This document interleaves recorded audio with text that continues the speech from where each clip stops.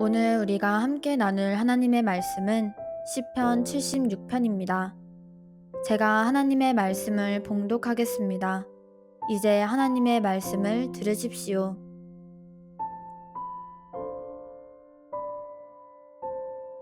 하나님은 유다에 알려지셨으며 그의 이름이 이스라엘에 크시도다. 그의 장막은 살렘에 있으며 그의 처소는 시온에 있도다. 거기에서 그가 화살과 방패와 칼과 전쟁을 없이 하셨도다. 주는 약탈한 산에서 영화로우시며 존귀하시도다. 마음이 강한 자도 가진 것을 빼앗기고 잠에 빠질 것이며 장사들도 모두 그들에게 도움을 줄 손을 만날 수 없도다. 야곱의 하나님이여, 주께서 꾸짖으심에 병거와 말이 다 깊이 잠들었나이다. 주께서는 경외받을 이시니 주께서 한번 노하실 때에 누가 주의 목전에 서리이까? 주께서 하늘에서 판결을 선포하심에 땅이 두려워 잠잠하였나니 곧 하나님이 땅의 모든 온유한 자를 구원하시려고 심판하러 일어나신 때에로다. 진실로 사람의 노여움은 주를 찬송하게 될 것이요 그 남은 노여움은 주께서 금하시리이다. 너희는 여호와 너희 하나님께 서원하고 갚으라. 사방에 있는 모든 사람도 마땅히 경외할 이에게 예물을 드릴지로다. 그가 고관들의 길을 꺾으시리니 그는 세상의 왕들에게 두려움이시로다. 아멘. 이것은 하나님의 말씀입니다.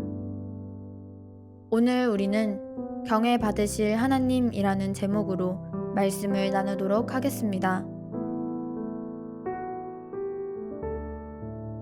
오늘의 말씀은 크게 세 부분으로 나눌 수 있습니다.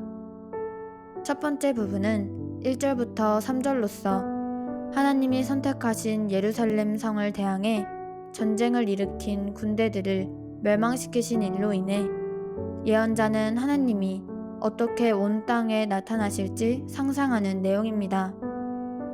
두 번째 부분은 4절부터 9절로서 예언자는 악한 자들을 멸망시키고 의인들을 구원하는 영광스럽고 두려우신 하나님을 그려내는 내용입니다.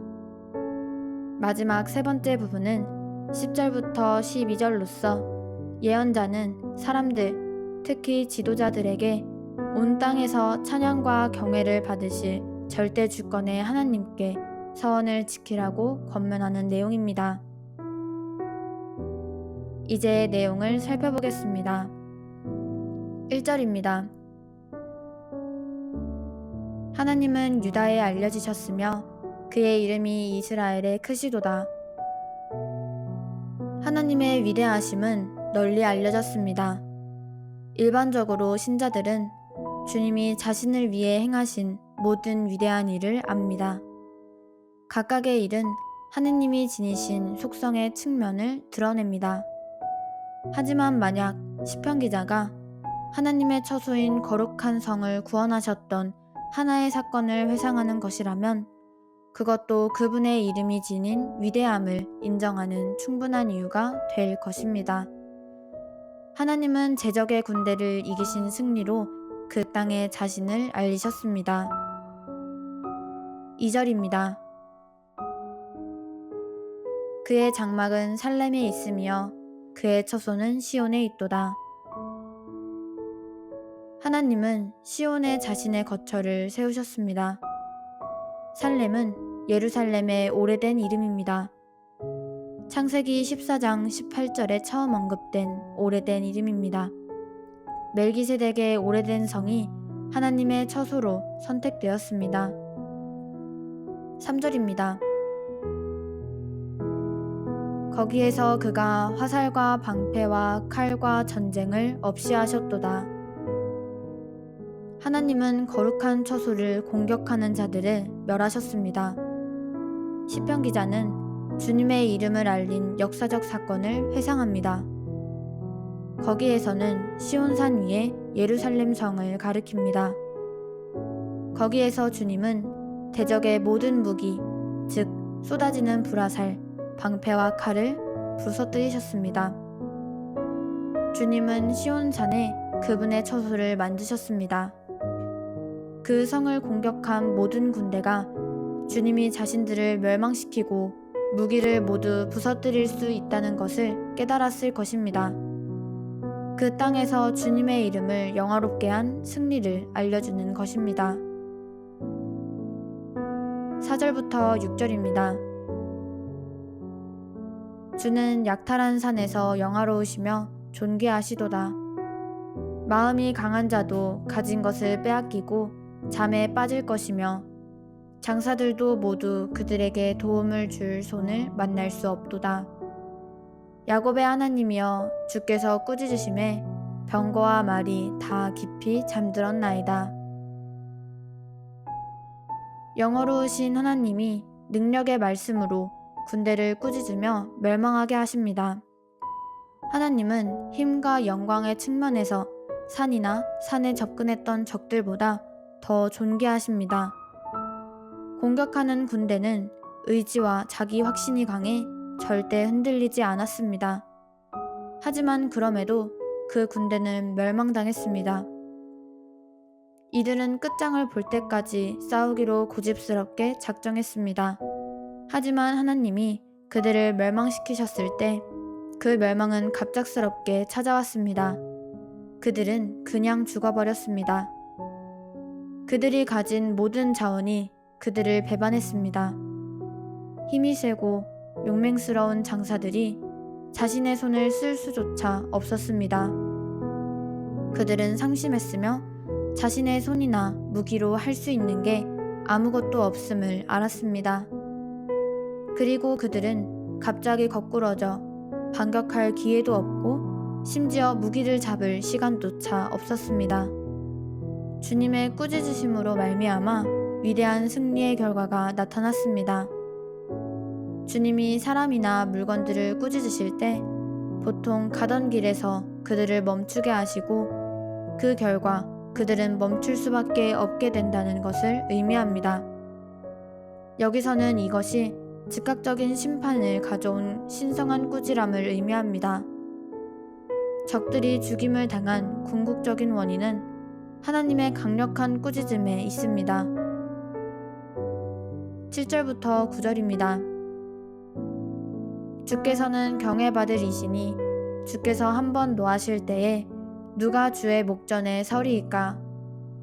주께서 하늘에서 판결을 선포하심에 땅이 두려워 잠잠하였나니 곧 하나님이 땅의 모든 온유한 자를 구원하시려고 심판하러 일어나신 때에로다.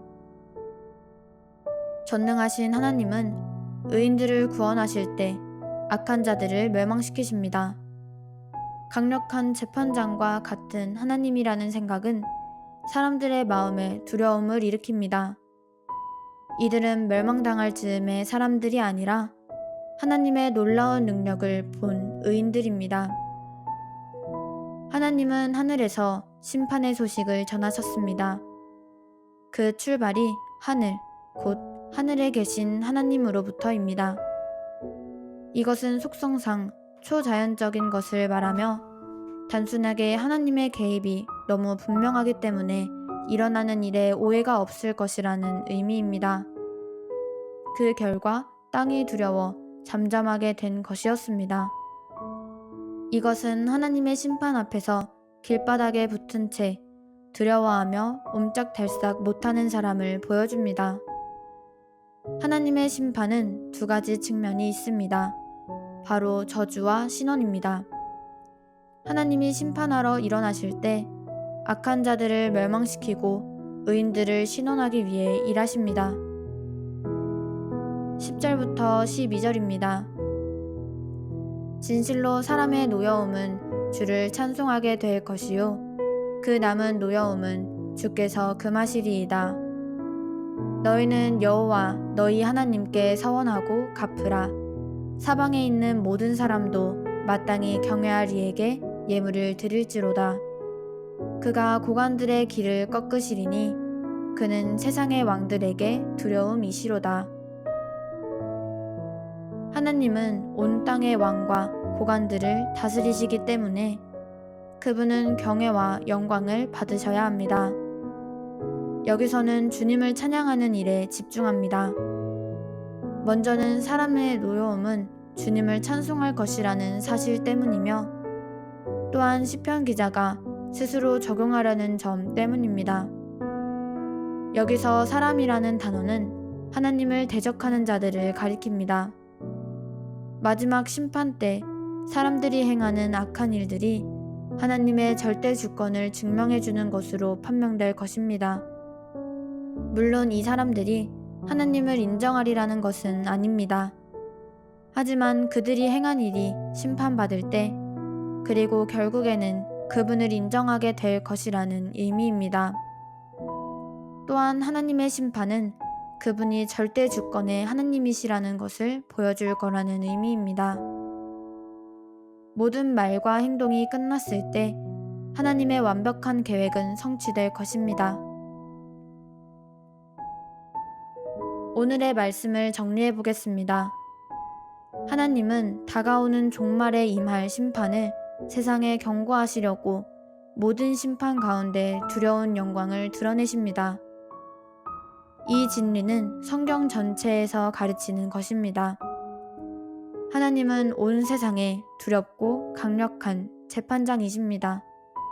그분은 빈번하게 인간사 속으로 들어오셔서 자기 백성을 보호하시고 악한 자들을 멸망시키십니다. 하지만 종말의 때 그분의 능력과 영광 가운데 이 세상을 심판하러 오셔서 악한 자들을 멸망시키고 믿는 자들을 구원하실 것입니다. 이 시편의 메시지는 의인들에게 마지막 신원을 기다리면서 주님을 찬양하고 영광을 돌리라는 것입니다. 또한 경건하지 않은 자들은 주님을 두려워해야 하고 찬송과 감사로 주님께 굴복해야만 합니다. 마지막 심판에서 그들은 그분의 절대 주권을 인정할 수밖에 없을 것이기 때문입니다. 그들의 악한 행위마저 온 세상의 절대적인 심판자이신 분을 찬양하는 데 쓰일 것입니다. 아무도 그 심판을 피할 수 없기 때문에 경건하지 않은 자들은 기회가 있을 때 그분께 굴복하고 심판을 피하는 것이 현명합니다.